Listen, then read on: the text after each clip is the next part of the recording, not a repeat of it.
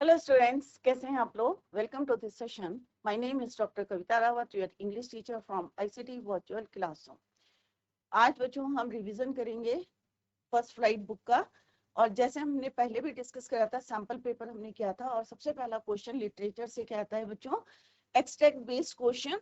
और एक्सट्रैक्ट कौन सी बुक का आता है, फर्स्ट फ्लाइट का।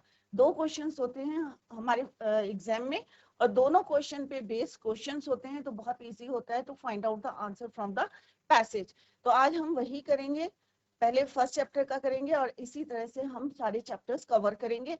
Then we will cover the poetry section. Clear. तो फर्स्ट फ्लाइट बुक का रिवीजन है आपका, और कैसे आपको तैयारी करनी है एग्जाम की, कैसे क्वेश्चंस तैयार करने हैं चैप्टर वाइज, वो आज हम यहाँ पे डिस्कस करेंगे। क्लियर। तो फर्स्ट फ्लाइट का पहला चैप्टर है बच्चों, ए लेटर टू गॉड। तो अभी आपके माइंड में आ रहा होगा, ये लेटर टू गॉड किस तरह से लेंचो का फेथ था, किस पे, भगवान पे था, जब उसकी पूरी जो फील्ड थी किस तरह से डिस्ट्रॉय हो गई थी, रूइन हो गई थी। और उसका जो एक फेथ था, एक होप थी, किसके ऊपर फेथ था, गॉड पे। और किस तरह से वो लेटर लिखते हैं, लेटर टू गॉड। और यहीं पे हमारा जो है टाइटल जस्टिफाई हो रहा है। तो let's see the summary and the theme of the chapter. तो बच्चों फर्स्ट चैप्टर आपका क्या है, Letter to God by GL Fuentes. तो बच्चों इसमें अभी आपको जो है हम यहाँ पे समरी डिस्कस करेंगे, थीम डिस्कस करेंगे, क्योंकि कई बार क्वेश्चन में आ जाता है कि थीम ऑफ द लेसन क्या है। तो पहले हम थीम पढ़ेंगे, later we will discuss the summary of this chapter. Clear. अगर आपको समरी भी आती है तो it is easy for you to answer the question in the exams. अगर आपको समरी भी आती है तो आप आसानी से आंसर दे सकते हैं एग्जाम में। क्लियर। तो let's see the some theme of the lesson. अब लेसन क्या बताता है, डिमॉन्स्ट्रेट्स 3 पॉइंट्स। अब क्या क्या बताते हैं, it demonstrates Lancho's steadfast confidence in God. Secondly, his trust is confirmed by the fact that those who assist him are people. Second, it demonstrates Lancho the farmer's complete innocence. क्यों बोला innocence, क्योंकि कभी जो है आपने letter लिखा है God को, और क्या रिप्लाई किया है गॉड ने। क्यों लिखा है लेटर गॉड में, क्योंकि उसको एक फेथ है, और क्या है वो, innocent. Thirdly, the lesson illustrates that even charity might go unnoticed at times. You might not receive any recognition for your kindness and giving. अब किस तरह से जितने भी एम्प्लॉयज थे कहाँ के, पोस्ट ऑफिस के, सब ने मिलकर किस तरह से उनको हेल्प करी थी, किसके बिहाफ पे बच्चों, गॉड के। गॉड तो भेजेंगे नहीं पैसे, बट उसने रिसीव करे थे पैसे। तो किसने भेजे थे वो, employees of the post office. तो kindness and giving on the other hand, people can mistake you for a bunch of fruits. अब किस तरह से उसमें थोड़े पैसे कम थे, और किस तरह से लेंचो ने सोचा था कि ये जो है सारे एम्प्लॉयज क्या हैं, बंच ऑफ फ्रूट्स, धोखेबाज। क्लियर कि इन्होंने जो भगवान ने मेरे को पैसे भेजे थे, उसमें से इन्होंने कुछ पैसे चुरा लिए हैं। दैट इज वाई उसने क्या बोला था कि bunch of fruits. अब this is the theme of the lesson, a letter to God. Clear? Now, a letter to God की summary है, the story A Letter to God by G.L. Funes depicts the unwavering faith of a farmer in God. अब जब मौसम change होता है तो क्या होता है बच्चों, वेदर चेंज हो गया आपके रीजन का, और फसल जो है आपकी तैयार है, और उसी समय जो है किस तरह से ओले हेल स्टॉर्म या आइस स्टॉर्म जो आ जाता है, स्नो स्टॉर्म, तो सारी फसल क्या होती है बच्चों, रेन हो जाती है, डिस्ट्रॉय हो जाती है। तो आपका फेथ किस पे रहता है, एक सिर्फ किस पे रहते हैं, गॉड पे। क्लियर। और लैंचो का घर कहाँ था बच्चों, एलोन था, अकेला घर था। It begins with a farmer. अब ये स्टोरी जो है पूरी किसके बारे में है, एक फार्मर की है, जिसका फेथ किसके ऊपर है, भगवान के ऊपर है, गॉड पे है। It begins with a farmer, और उसका नाम क्या था बच्चों, लेंचो। तो जब भी हम लेटर टू गॉड पढ़ेंगे तो आपके माइंड में आ जाना चाहिए कि it is about farmer whose name, उसका नाम क्या है, Lencho. Expecting for a rain shower to nourish his field of corn. अब उसकी फील्ड किसकी बनी हुई थी, किस चीज की थी, कौन सी क्रॉप्स थी, कॉर्न की थी। उसे क्या चाहिए था कि फसल जो है, एक उसकी एक्सपेक्टेशन थी कि एक हल्का सा शावर हो जाए, बारिश हो जाए, तो उसकी फसल और भी अच्छी होगी। तो फार्मर हमेशा यही एक्सपेक्टेशन रहती है, बट ये नहीं है कि बहुत ज्यादा बारिश हो, हेलस्टॉर्म पड़ जाए जिससे उसकी फसल जो है रुइन हो जाए। तो फार्मर का नाम क्या था बच्चों, लेंचो था। और लेंचो की किस तरह से एक्सपेक्टेशन थी, for a green shower to nourish his field of corn. He is confident that his harvest going to yield him huge profits, just like it does every year. तो उसे लगता था कि हर साल की तरह जो है इस साल भी उसकी फसल जो है बहुत अच्छी होगी। बस उसे किसकी जरूरत थी, एक शार की, शार of rain. Clear, rain of शार। किस चीज की जरूरत थी, रेन शार की जरूरत थी, to nourish his field, corn field. और उसे लगता था कि जैसे हर साल उसकी फसल बहुत अच्छी होती है, तो इस साल भी उसे बहुत ज्यादा ह्यूज माने बहुत अच्छे जो है अमाउंट में उसको प्रॉफिट होगा, just like it does every year. तो his utmost excitement, rainfall did happen but sooner। अब जैसे उसकी एक्सपेक्टेशन थी, अब कई बार होता है ना, हम पॉजिटिव सोचते, पॉजिटिव तो हो जाता है, तो ऐसे ही जो है उसकी एक्सपेक्टेशन थी और सब जो है सबको होप थी कि बारिश हो जाए। तो बारिश हुई, but what happened after that, let's see. Rainfall did happen but sooner it turn, और जल्दी ही वो किस में चेंज हो गई, हालिस्तान। अब बच्चों, अगर आपकी फसल जो है हार्वेस्ट के लिए जो है तैयार फसल है, और उसी समय हेलस्टॉर्म हो जाए, तो क्या होगा बच्चों, ऑब्वियसली पूरी फसल क्या हो जाएगी, ruin हो जाएगी, डिस्ट्रॉय हो जाएगी। तो hailstorm destroying his entire crop field, the damage posed a threat to the family survival। अब उसकी होप क्या थी कि भाई मैं जो हूँ अपनी पूरी फसल को जो बेचूंगा, और उसके बाद जो भी प्रॉफिट होगा उससे किसी को, अपनी फैमिली का को सरवाइव करेंगे। बट अनफॉर्चुनेटली बारिश की होप थी, but soon it turn into a hail storm which destroy, क्या डिस्ट्रॉय करा था, हिज एंटायर कॉर्न फील्ड। अब डैमेज इतना ज्यादा था कि फैमिलीज के survival as their entire livelihood was dependent on the year's produce. Farmer का क्या होता है, पूरे साल मेहनत करते हैं और लास्ट में यही होप्स हैं कि जितना प्रॉफिट होगा, सो दैट कि वो अपनी फैमिली को अच्छी से जो है लाइवलीहुड अपना, क्योंकि वो किस पे डिपेंडेंट रहते हैं, अपनी फील्ड पे। Although disheartened, the family had robust belief in the Almighty। जब भी कोई प्रॉब्लम आती है तो ऑब्वियसली सभी लोग जो हैं किस पे फेथ करते हैं, भगवान पे। Lencho despite having work day and night at the field, अब दिन रात जो है उसने एक, ऑब्वियसली अगर हम कोई काम करते हैं तो पूरी मेहनत से करते हैं, और फार्मर एटलीस्ट सुबह से शाम तक जो है किस तरह से डे नाइट करके अपनी फसल को जो है अच्छी बनाता है, knew how to write and thus decided to write a letter to God। क्योंकि उसका जो है एक फेथ था, किस पे था, ऑलमाइटी पे, भगवान पे था। तो उसने क्या डिसाइड करा, to write a letter to God. और उनको जो है वो एक्सप्लेन करेंगे कि किस तरह से हेलस्टॉर्म से उसकी सारी फसल जो है डिस्ट्रॉय हो गई। Explaining his situation and asking for help, he went to town. अब किस तरह से वो कहाँ जाते हैं, क्योंकि अभी हम समरी पढ़ रहे हैं, टू द पॉइंट पढ़ेंगे, ज्यादा डिटेल में नहीं पढ़ रहे हैं। सीधे वो कहाँ जाता है, डिसाइड करता है कि अब भाई जो है हेल्प कौन कर सकता है, ओनली गॉड। तो उसने क्या करा, he decided to write a letter to God, और उसमें उसने एक्सप्लेन करा अपनी पूरी सिचुएशन की। And next day he went to the post office, he went to town to post his address to God। अब उसने एड्रेस क्या लिखा बच्चों, to God। The letter on being noticed by the postmaster, अब letter जब वहां पे post office में जाते हैं तो वहां से निकालते हैं, तो पोस्ट मास्टर ने क्या करा, उस लेटर को नोटिस करा, क्योंकि फर्स्ट टाइम किसी ने लेटर लिखा था और उसमें एड्रेस क्या था बच्चों, टू गॉड।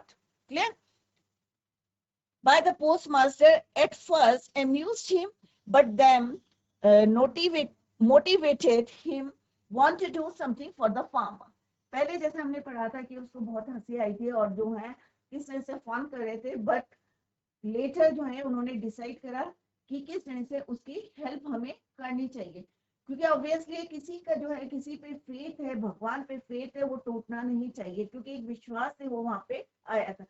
तो दे डिसाइडेड, तो उन्होंने डिसाइड करा how to help the post master something for the farmer so as to keep his immense belief intact, जिससे उसका विश्वास जो है भगवान पे बना रहे।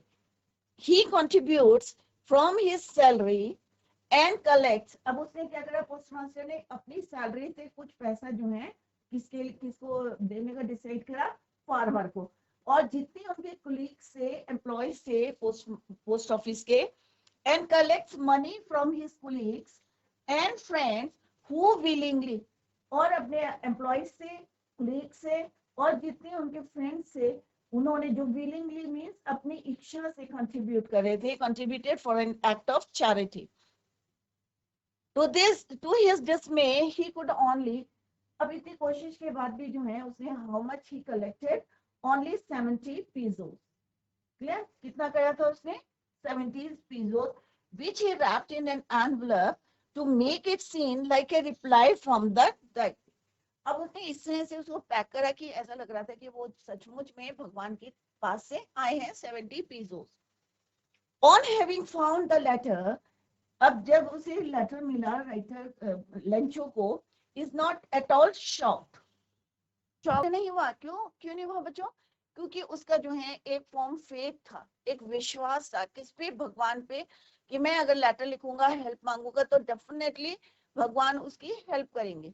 That is why he was not shocked, but instead, but क्या उसके बदले उनको क्या हुआ, he gets angry on finding that the amount is less than what he had expected. अब जितना उसने एक्सपेक्ट किया था उससे कम पैसे थे, दैट इज वाई जो है उसको बहुत ज्यादा गुस्सा आया। ये देख के जो है उसका कोई रिएक्शन नहीं था कि 70 pesos जो है भगवान ने भेजे हैं। he was not shocked, but later जो है जैसे ही उसने देखा, he gets angry on finding that the amount is less than what he had expected. He again write a letter, और दोबारा उसने किसको पत्र लिखा, भगवान को पत्र लिखा, गॉड को, conveying his disappointment and distrust in the employees, और उसने सारा ब्लेम किस पे दिया बच्चों, जो एम्प्लॉयज थे, जो उसके कुलीग से, फ्रेंड से, जिन्होंने पैसा दिया था 70 pesos, तो उसने क्या करा, सब पे ब्लेम करा कि भाई इन्होंने जो है उनके जो है डिस्ट्रस्ट करा in the employees of the post office who he thought that had stolen the remaining amount. और उसे लगता था कि भाई जो बचे हुए पैसे हैं 100 pesos की उनकी उसकी एक्सपेक्टेशन थी, और 30 pesos जो है इन्होंने जो है क्या करा है, ले लिए, स्टोलन, हैड स्टोलन। तो बच्चों यहाँ पे क्या सीखा आपने कि एक तो जो है उसका कॉन्फिडेंट था, फेथ था भगवान के ऊपर, और दूसरा ऑन द अदर हैंड जिस तरह से लोगों ने जो है उसकी हेल्प करी, तो काइंडनेस एंड अभी भी लोगों के अंदर है, और किस तरह से उन्होंने हेल्प करी थी on the behalf of God. But at last जो है उसको किस तरह से एक मिसअंडरस्टैंडिंग थी, और उसने ही थॉट दैट जो रिमेनिंग पैसा है वो किसने had stolen by the employees of the post office. Clear, तो this is the summary. I hope बिल्कुल आपको पिक्चर क्लियर हो गई होगी।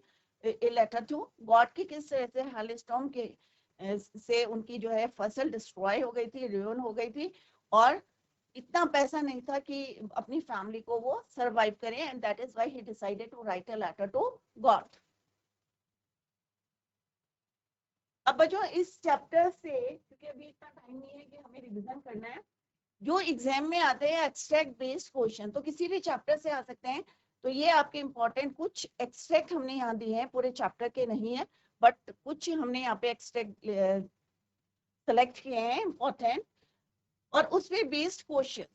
तो let's see the first one. तो the house the only one in the entire valley, जैसे हमने पहले भी बताया था कि पूरी वैली में एक ही घर था, और वो किसका घर था, लेंचो का। कई बार होता है ना कि आपका घर है और आसपास जो है कोई हेल्प करने के लिए रहता है, बट वहां पे पूरी एंटायर वैली में लेंचो का ही घर अकेला था, set on the crust of a low hill.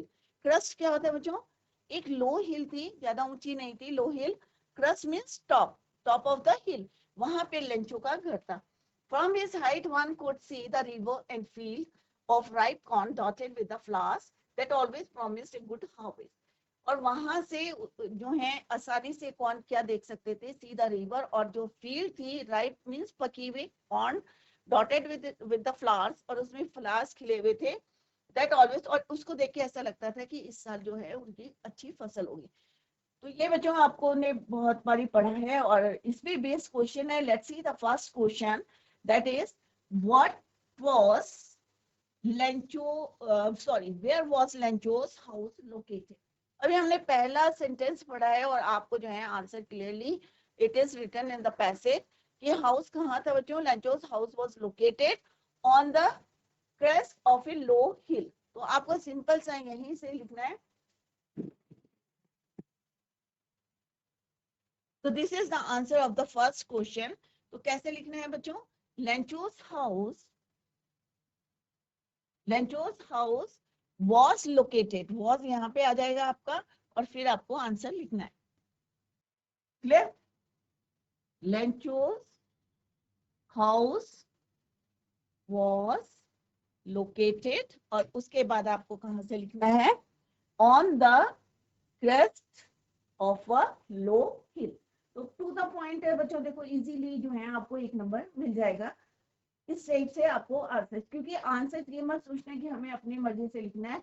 Answers already given in the passage, how to frame the answers, ये अभी हमने यहाँ से बताया कि क्वेश्चन से आपको स्टार्ट करना है। लेंचोस हाउस वाज लोकेटेड, कहाँ पे लोकेटेड है, on the crest of a low hill. Now let's see the next question, Lencho's wife. तो this is the answer of first question. Next is what was Lencho's wife preparing. तो यहाँ पे read करते हैं इसको, river ये हमने पढ़ लिया। The only thing the earth needed was a downpour और एटलीस्ट ए शावर। उसको किसकी एक्सपेक्टेशन थी कि एक जो है अर्थ में डाउनपोर हो जाए, बारिश हो जाए, एक शावर हो जाए, और at least A shower. Throughout the morning, Lenchu, who knew his field intimately, had done nothing else but see the sky towards the northeast. But उसने देखा था कि कहाँ से बादल बन रहे थे, नॉर्थ ईस्ट से। Now we are really going to get some water. The woman who was preparing a supper replied, yes, good willing. अब उसकी जो वाइफ थी वो क्या बना रही थी, सपर, रात का खाना, नाइट का। तो यहाँ पे आंसर क्या, क्वेश्चन क्या है बच्चों, what was Lencho's wife preparing. तो it's very simple, answer is given here, preparing supper. तो आपको यही आंसर देना है। This is the answer of second question. अब कैसे लिखना है, लेट्स सी, लेंचोस वाइफ। अब यहाँ क्या लिखना है आपको, वॉज है, तो यहाँ पे आप लिखेंगे was, auxiliary verb, was preparing, यहाँ से आपको लिखना है प्रिपेयरिंग सपर। क्लियर। तो लेंचोस वाइफ क्वेश्चन से कैसे स्टार्ट करना और कैसे इसमें ऑक्सिलरी वर्ब को ऐड करना है क्वेश्चन में से। नाउ थर्ड क्वेश्चन क्या है बच्चों, what word is find the word from the passage which means very closely। अब very closely का मतलब क्या होता है, बहुत पास। यहाँ पे feel his field intimately had done nothing else but see the sky towards, क्योंकि बहुत पास जो थे उसके यही this is the word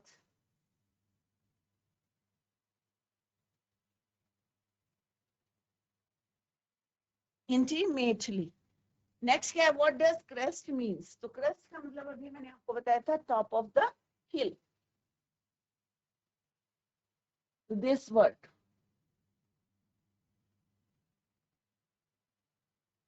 clear. ये जो हमने आंसर मार्क करे तो इस तरह से हम आंसर मार्क करें, crest mean the top part of a hill. तो क्रेस्ट का मतलब क्या होता है, top part of the hill. Clear. तो जैसे ये हमारा हिल है और this part is called your crest. Clear.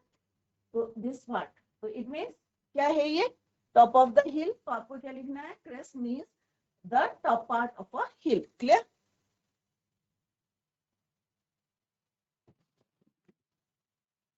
तो इस तरह से आपके 3 क्वेश्चन या 4 क्वेश्चन होंगे और आपको जो है एग्जाम में करना है, और इजीली आपके देखा भी आपने इस सारे क्वेश्चंस के आंसर कहाँ थे, with in the passage. Next extract देखते हैं बच्चों। It was it was during the meal that just as Lencho had predicted, big drop of rain began to fall in the northeast. Huge mountains, क्योंकि उसने कहाँ से देखे थे cloud बनने, formation of the cloud north east direction से, north east से देखा उसने एक ह्यूज माउंटेन्स ऑफ क्लाउड्स इधर आ रहे थे, could be seen approaching, approaching means उन्हीं की तरफ आ रहे थे, उन्हीं की वैली की तरफ. The air was fresh. अब ऑब्वियसली एयर कैसी थी, फ्रेश थी, स्वीट थी. The man went out for no other reason than to have the pleasure of feeling the rain on his body. अब ऑब्वियसली आप लोग भी जाते हैं जब बारिश होती है तो पहला जो शावर आता है उसको फील करने के लिए, तो सेम जो है सारे लोग जो है बाहर आ गए थे किस तरह से उसको फील करने के लिए. Now first question is your, what could be seen approaching in the north east. अब क्या अप्रोच कर रहे थे, अभी हमने पढ़ा था ह्यूज माउंटेन्स ऑफ क्लाउड्स. तो this is the answer of first question. तो हाउ टू राइट, आपको कैसे लिखना है, huge mountains of clouds could be seen. अब यहां से आप उसको कंटिन्यू करेंगे. क्लियर, यहां से आपको लिखना है huge mountains of clouds could be seen approaching in the northeast. Already लिखा है नॉर्थ ईस्ट, तो आपको सिर्फ क्या लिखना है बच्चों, huge mountains of clouds. Clear. Next question क्या है बच्चों, why did Lencho go out. अब लेंचो क्यों गया था बाहर, लेंचो इसलिए गया था उसको फील करने के लिए, the pleasure of feeling the rain on his body. तो लेंचो वेंट आउट, अब क्योंकि डेट है तो गो का क्या है, went. Lencho went out to have the pleasure of feeling the rain on his body. तो this is the answer of your second question. Give an antonym of the word big. Big का यहाँ पे आपको antonym क्या होता है बच्चों, opposite. Clear. तो बिग का क्या होगा, स्मॉल. अब ये नहीं बोला है आपको कि पैसेज से देखना है, सिंपली आपको इसका जो है अपोजिट लिखना है. तो इसका क्या है, opposite is small. Clear. The word predict is a synonym of, predict एक वर्ड यहाँ पे है, किसका सिनोनिम है, जो हम पहले बात कर देते हैं, प्रिडिक्ट कर देते हैं, तो फोरकास्ट. क्लियर. तो predict is a synonym of forecast. Clear. तो इस तरह से आपको आंसर्स जो है फाइंड आउट करने हैं. मीनिंग आपको पता होना चाहिए. प्रिडिक्टेड मींस उन्हें पहले से जो है प्रिडिक्ट कर दिया था कि बारिश जो है मे बी. अब यहाँ पे देखो वर्ड है बिग, तो बिग का अपोजिट पूछा है, that is your small. Clear. Predict का पूछा है, सिनोनिम क्या है, वहां अपोजिट पूछा है, यहाँ पे क्या है, similar. Synonym of that is your forecast. With a satisfied expression, he regarded the field of ripe corn. तो फर्स्ट क्वेश्चन क्या है, what happened to the rain suddenly. अब अचानक से रेन को क्या हुआ था, किसमें चेंज हो गए थे वो, हेल स्टोन. हेल स्टोन में, हेल स्टोन्स क्या होते हैं बच्चों, ओले. तो यहाँ पे आंसर दिया है, बट सडनली अचानक a strong wind began to blow and along with the rain very large hail stones began to fall. तो आंसर क्या लिखना है आपको, the rain suddenly changed into hailstones. Simple सा यहां से आपको लिखना है, हेलिस्टोन में चेंज हो गए. क्लियर. नेक्स्ट ये बच्चों, the frozen pearls refers to which thing in the paragraph. Began to fall, these truly did resemble a new silver coin.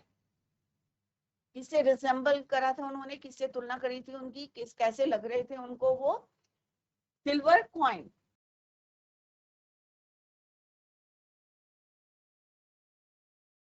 Frozen pearl refers to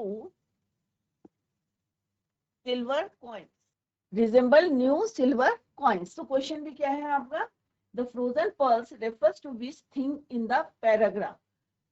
हेलिस्टोन के लिए बोला है, बट हेलिस्टोन के जो हैं आप इस तरह से भी लिख सकते हैं इसको ब्रैकेट में, सिल्वर कॉइन्स, क्योंकि एक्चुअल में क्या है, फ्रोजन पर्ल्स क्या है आपके, हेलिस्टोन से ओले हैं. बट उनको किससे इन्होंने रिजेंबल करा है? सिल्वर कॉइन से। क्लियर? नेक्स्ट क्वेश्चन क्या है जो, find the similar meaning of contented in the paragraph. Contented means satisfied. The word is given in the para, satisfied. Clear? Find a word, find from the passage a word which means to take after. That is your resemble. Clear? तो इस तरह से answer जो है आपको with in the passage मिलेंगे. Satisfied, satisfied. This is the meaning. This is silver coin, hailstones. Clear? तो इस तरह से आपको आंसर्स लिखने हैं एग्जाम में. Clear? Next is, this is your 4. इसके बाद हम नेक्स्ट चैप्टर करेंगे. The following Sunday, lunch came a bit earlier than usual. अब होता है ना थोड़ा सा एक्साइटमेंट था कि भाई लेटर जो है गॉड ने भेजा या नहीं भेजा. तो उस दिन जो है द फॉलोइंग संडे लंच जो थे came a bit earlier than usual to ask if there was a letter for him. क्योंकि एक एक्साइटमेंट था कि भगवान ने अगर जो है उसका रिप्लाई किया है या नहीं किया है. It was the postman himself who handed the letter to him. जो पोस्टमैन थे उन्होंने जो है लेटर किसको दिया? लंचो को. While the postmaster experiencing the contentment of a man who was performed a good deed looked on from his office, Lancho showed not the slightest surprise on seeing the money. Such was his confidence, क्योंकि उसका एक faith था कि भगवान के ऊपर था. That is why जो है कोई जो है उन्होंने कोई खुशी नहीं जाहिर की. showed not the slightest surprise, कोई सरप्राइज नहीं था. When he counted the money, God could not have made a mistake. उसे लगा कि भाई भगवान तो गलती कर नहीं सकते, ये जरूर किसने करा है, जितने भी एम्प्लॉयज हैं सारे के सारे जो हैं इन्होंने उनके साथ धोखा किया है. Lancho, what he had requested. Now come to the first question, that is, why did Lancho come earlier to the post office? क्यों आए थे वो? To know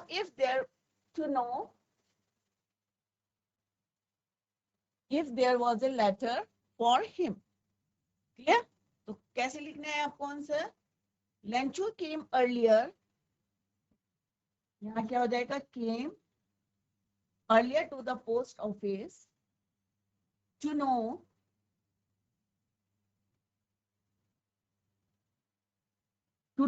if there was a letter for him. Second question क्या है बच्चों? Why was Lancho angry when he counted money? क्यों जो है उसको गुस्सा आया था जब उसने पैसे देखे थे बच्चों?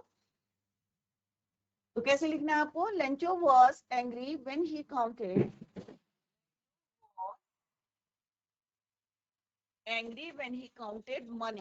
money as it was not the full amount that he had demanded. जितना पैसा उसने डिमांड करा था उतना पैसा उसमें नहीं था.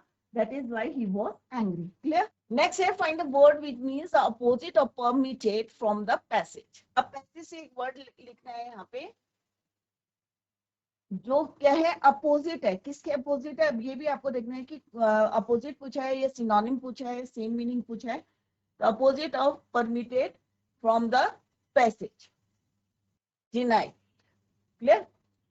Next is your, which word in the passage gives the meaning that one will be successful one day. That is क्या है वो word? Confidence. अगर आपका confidence सही है तो एक ना एक दिन जो है आप सक्सेस होंगे. तो it means that word is your confidence. तो इस तरह से आपको पैसेज से आंसर्स ढूंढने. क्लियर? तो ये बच्चा हमने फर्स्ट चैप्टर डिस्कस करा. किस तरह से हमने समरी, थीम और एक्सट्रैक्ट बेस्ड क्वेश्चन जो आते हैं आपके 3 नंबर का क्वेश्चन आता है. तो कोई भी चैप्टर का आ सकता है, चाहे वो लेटर टू गॉड है, क्योंकि 2 एक्सट्रैक्ट आते हैं इसलिए आप सारे चैप्टर की समरी अच्छी तरीके से करके जाएंगे. और थीम, नेक्स्ट चैप्टर है आपका Nelson Mandela long walk to freedom. अब इसका थीम क्या है? The struggle for independence, equality and justice in is the subject of Nelson Mandela. अब सबको पता है नेल्सन मंडेला कौन है, कौन थे? First president of Africa. और उन्होंने किस तरह से स्ट्रगल करा था फॉर इंडिपेंडेंस, इक्वलिटी, और क्या थे उनकी कि बराबरी होनी चाहिए, जो जस्टिस होना चाहिए सबके साथ। Clear? Is the subject of Nelson Mandela. Long walk to freedom एक चैप्टर का नाम क्या है? Long walk of a long walk to freedom, a chapter in the English textbook First Flight for class 10th. Clear? The chapter is a section taken from Nelson Mandela. Nelson Mandela की कहाँ से लिया गया है ये chapter? Autobiography से। A politician, anti-apartheid revolutionary from South Africa. The chapter describes Mandela's early years and his path to becoming a politically active member of the African National Congress. ये हमने अच्छे तरीके से पढ़ा था कि ANC क्या है? African national Congress, which battled against South Africa's apartheid system. Additionally, it emphasizes his 27 years incarceration for his political involvement, his eventual release, and his contribution to the nation's task. और जैसे हमने पढ़ा था कि लास्ट में किस तरह से उनका जो स्ट्रगल था और किस तरह से उन्होंने सबको जस्टिस दिला के और लास्ट में फ्रीडम, डेडिकेशन, और उनका था रेशियल डेमोक्रेसी थी after his release. Mandela's steadfast dedication to the struggle for freedom, equality and justice is clear. क्योंकि ये बच्चों क्वेश्चन आएगा तो आपको ये तीनों टर्म्स जो है पढ़ना है कि किसके लिए उन्होंने जो है स्ट्रगल करा था, ये अपनी पूरी लाइफ जो है डेडिकेट करी थी towards the struggle for freedom, equality, justice. Despite the personal sacrifices he must make, he is committed to bringing about the change and creating a more just society for everyone in south Africa. तो आप सबको पता होगा किस तरह से उन्होंने जो है फ्रीडम दिलाई थी अपने देश को, साउथ अफ्रीका को. समरी पढ़ते हैं बच्चों. और ये जैसे अभी हमने पढ़ा था ऑटोबायोग्राफी से एक एक्सट्रैक्ट लिया है, पूरा क्वेश्चन जो है यहाँ पे नहीं लिया है, only extract a part of his autobiography. Born कब हुए थे Nelson Mandela? 18 July 1918. The first black president, जैसे अभी मैंने आपको बताया था कि नेल्सन मंडेला कौन थे? The first black president. इससे पहले किसने रूल करा था ना वहां पे बच्चों? व्हाइट रूल था. Black president of South Africa. It begins with the description of their inaugural ceremony, which took place on 10th May 1994. और उनकी जो है अफ्रीका जब प्रेसिडेंट बने थे तो उसके बाद क्या हुआ था, एक बहुत जो है इनॉग्रल सेरेमनी हुई थी. कौन सी डेट को हुई थी? 10th May 1994, where the entire nation, along with many international leaders, embraced the victory. ये नहीं है कि खाली अफ्रीकन से वहाँ पे, पूरे all over the world कैसे लोग आए थे वहाँ पे to attend the inaugural ceremony. Newly and fairly elected government. क्योंकि फर्स्ट टाइम वहाँ पे जो है कितने कब से जो है वो स्लेव बने हुए थे और किस तरह से 1994 को जब वहाँ पे इनॉग्रल सेरेमनी थी 10th मई को, तो पूरे वर्ल्ड से जो है लोग वहाँ आए थे, international leaders, to attend that ceremony. Clear? It involved speeches by the president and the two deputy presidents, followed by an impressive air show of fighter jets and helicopters. तो हमने देखा था कि किस तरह से एक के बाद जो है सबने सेरेमनी जो है स्पीचेस दी थी प्रेसिडेंट ने, और जो डेप्टी प्रेसिडेंट्स थे इस तरह से उन्होंने भी स्पीचेस दी थी. और उसके बाद जो वहां पे क्या हुआ था, impressive air show off fighter jets and helicopters. Long ago, in the first decade of the 20th century, white supremacy introduced a system of apartheid and made life a living hell for the dark skin population. सबको पता है कि वहां पे कितना ज्यादा जो है भेदभाव था, कलर को लेके भेदभाव था और किस तरह से उनको वहां पे स्लेव बना के रखा था। It gave rise to one of the most inhuman societies of the world. Many people have struggled and sacrificed for basic human rights. और किस तरह से कई लोगों ने जो है अपनी जो है लाइफ को सेक्रीफाइस किया था। The author expressed his desire to thank all those freedom fighters who could not live, अभी जो जिंदा नहीं है, लाइव नहीं है, इस मोमेंट को देखने के लिए, to see this autumn day, he referred to the citizens as the greatest asset of the country. It is these people he gathered his courage from. Mandela believes that courageous is not the man who is fearless, but the man who has overcome fear. एक डर के रहना और डर के ऊपर जो है ओवरकम करना, उसको उससे बाहर आना, वो असली क्या है, आपकी जीत है। ये नहीं कि हम जो है डर के मारे बैठ गए। Clear? He also mentioned the two responsibilities every human has to, और बच्चों this is a very important question, every human has and how in order to fulfill his obligations towards the society. His obligation towards his family was neglected. He became a man of people when he realized that the idea of freedom was an illusion for him and people like him. It was then he joined the African National Congress and fought for his right till he became the first black president.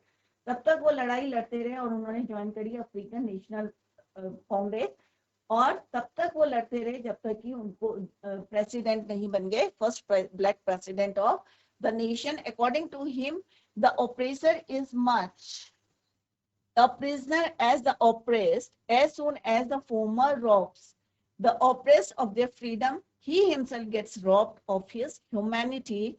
Thus the oppressor too is not free. तो oppressor और oppressed, परेशान करने वाला और जो सहने वाला, दोनों ही एक्यूज्ड होते हैं।